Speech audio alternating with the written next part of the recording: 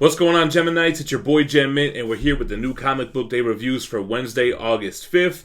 We got a nice stack of books here today, and we have a sponsor on this episode. This is sponsored by ThatSpidermanBooth.com. They have $30 mystery boxes where you get 5 comics of retail value. One lucky box is going to have the giveaway prize of this New Mutants 98, graded at a 9.8 by CGC. This is the first appearance of Deadpool, so that's going to be in one of the boxes that runs from today until Saturday. Use the code GEMMINT at checkout and you'll save $10 off of the mystery box. Alright guys, so first of all, Marvel sent to us the Star Wars action figure covers comic book. So this has all of those Star Wars action figures that was drawn by John Tyler Christopher. I remember these started coming out, back in 2014 or 15 or so? Man, there are a ton of these covers. So they kind of have this square-bound floppy that collects those all. I'm not sure when this one comes out. I'll put it on the video here. But Marvel sent this through for us to take a look at, so we appreciate that. All right, let's start. Didn't do anything digital this week. We have Firepower issues 1 and 2. So Robert Kirkman dropped a Prelude trade paperback. I actually finally read it today and recorded a review. So the review for the trade is going to come out after this video. But also, issues 1 and 2 come out on the same day. And I don't really mention in the review, but basically, after that origin, what's his name? John Owens? Or is it Joe Owens? Anyway, this is like years later after the trade paperback, after everything with the Scorched Earth clan is over with, and he's home, he's got a family, and his past is coming to haunt him in the current, present time. And he's been out of the game. He hasn't been fighting. He hasn't been training. That hasn't been a part of his life whatsoever. But now it's back. I really like this series. I think it's a lot of fun. Robert Kirkman killing it. With artwork by Chris Samney. Also have Matt Wilson and Russ Wooten on the book, man. I definitely recommend Firepower. It's a dope kind of kung fu movie. A little bit of a supernatural element to it.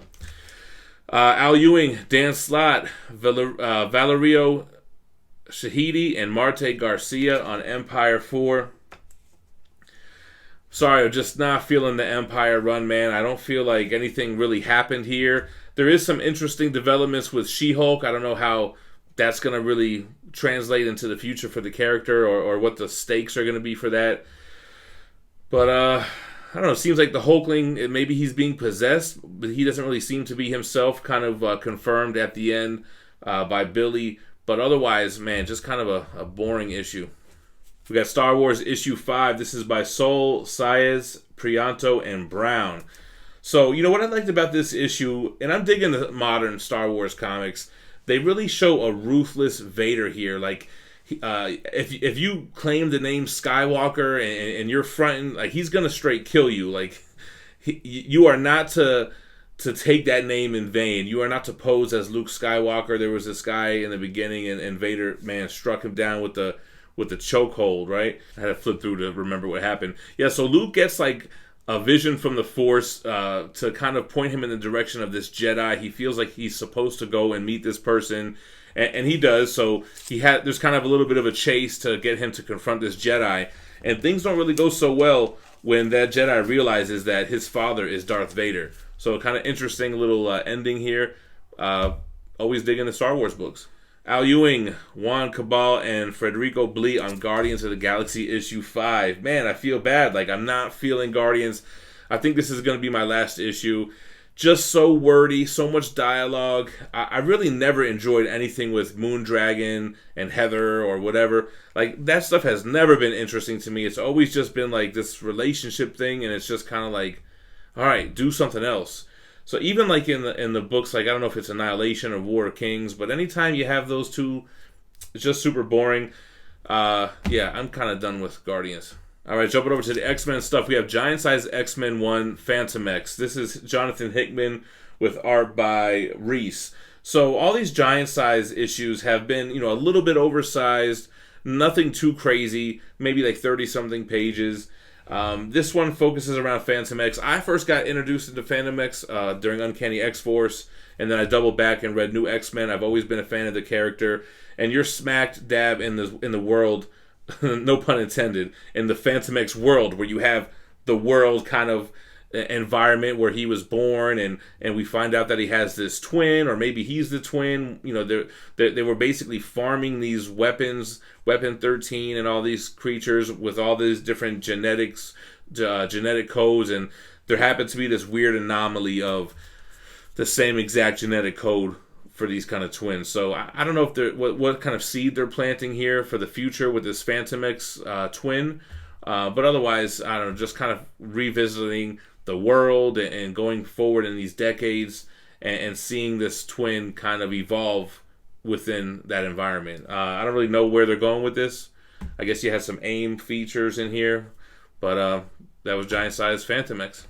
Jumping over to DC, we got Brian Michael Bendis on Young Justice 17. You also have Walker Godlewski and El Taib. So I'm probably butchering these names, man. So, I didn't even realize that Young Justice was a Bendis book. I'm not reading Superman or Action anymore. I kind of got a little sick of them. I jumped onto Young Justice kind of late, but I was digging the last 2 issues. And I like this one as well. I mean, this is the aftermath of this big battle that happened in Action Comics that I didn't read. So it was really a cleanup thing, kind of a book that puts the Justice League and the Young Justice team together. And it was really kind of like a metaphor on how anyone could be a hero. It really centers around this girl and her father who have like a food truck or whatever. And she's basically handing out water to the superheroes that are cleaning up, and she's realizing that she can just do her part with what she's able to do, not necessarily having superpowers. So it was a little cheesy in that sense, but otherwise the art's great on this run, and I really do like the Young Justice team. I think it's a lot of fun. Great interactions with Kid Flash and the Flash, with Superman and Superboy. Superman vows to try to find out where this clone Jonathan Kent came from. So a lot of good interactions here.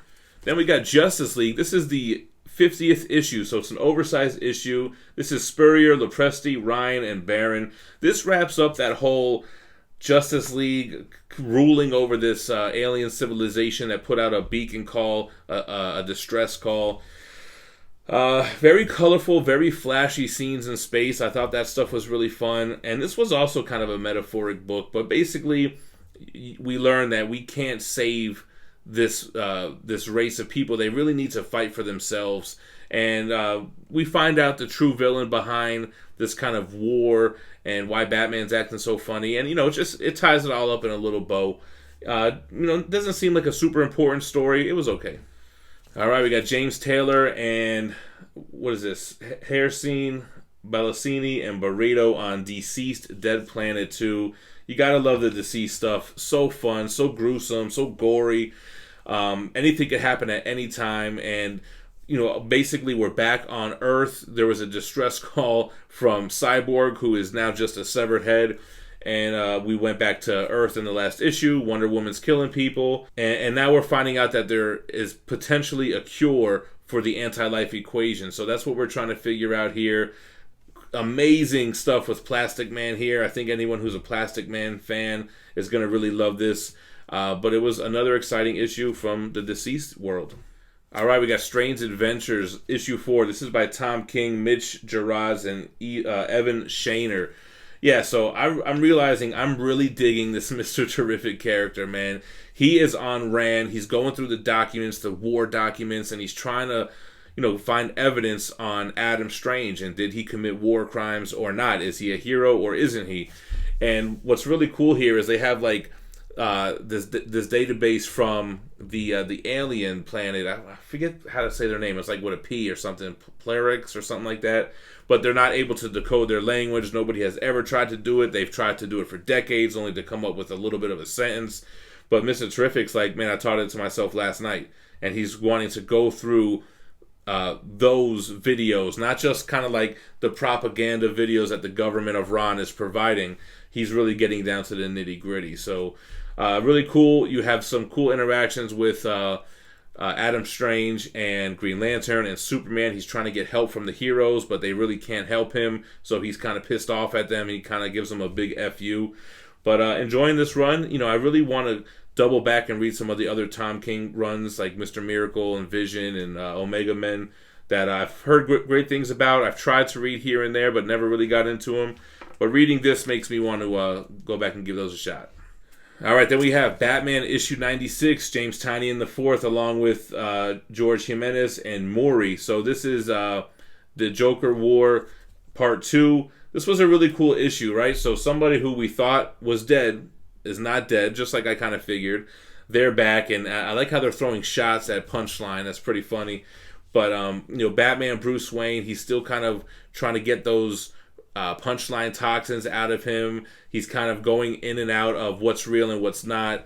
We're seeing Joker's scheme with this whole bringing back the corpses of everybody he's ever killed, men, women, and children, putting them in all these movie theaters, playing Zorro, just really trying to torment and get under the skin of Bruce Wayne. So Batman's got to try to figure out how to get under the skin of the Joker, So I think I know what he might do. I don't want to spoil anything right now, but we'll talk about it next week. But definitely loving the Batman run. Joker War, super exciting. Getting really hyped for 3 Jokers. I'm seeing those ads in all these DC books, and it looks super exciting. That's going to be by Jeff Johns. And then, guys, pick of the week. We're going to give it to the Dark Knight's Death Metal Legend of the Dark Knights one-shot. This is by Snyder, but you also have a slew of other creators, because what this is essentially is half of the book is one story, and then you have a few short stories at the end. Now, this book is really good to get you caught up on what happened during Dark Knight's Metal. It really helps break down the dark multiverse. It explains how, there's this mirror universe where every negative reaction or thought or fear from Bruce Wayne has a place in all of these different universes in the dark multiverse. That's why you have all these twisted versions of Batman, right? It's all these dark Bruce Waynes where somewhere in their timeline something went different. And it gives us a lot of origin and more understanding of what we're calling Batmanhattan, which is the Batman who laughs. His brain is surgically implanted into the Bruce Wayne version of Dr. Manhattan from the Dark Multiverse. And it's narrated by him. So it's super cool, man, because he seems like Dr. Manhattan, the way he's very matter-of-fact and explaining what's happening here. Gives you a lot of explanation of his plan with Barbados, with all those type of celestial gods and everything. But a super fun book. The rest of the stories, they kind of focus on the Dark Knights, right? So you have a little short story about the Tyrannosaurus Rex Batman. I think only 2 pages, doesn't really give you anything. There's even a Garth Ennis story with this baby version of Batman. Then you have another one with the conscious Batmobile. Again, 2 pages, doesn't give you much story. But I really like the beginning half. I think it really helps catch you up with what's going on with the metal stuff and with that, like I said, Batmanhattan. So that's going to be my pick of the week. That's it, guys. Those are the new comics for today. I want to know what your favorite comic was in the comments down below. Make sure that you are subscribed to the channel. Hit the notification bell so you don't miss a video. Hit that like if you enjoyed this, and stay minty fresh. Peace.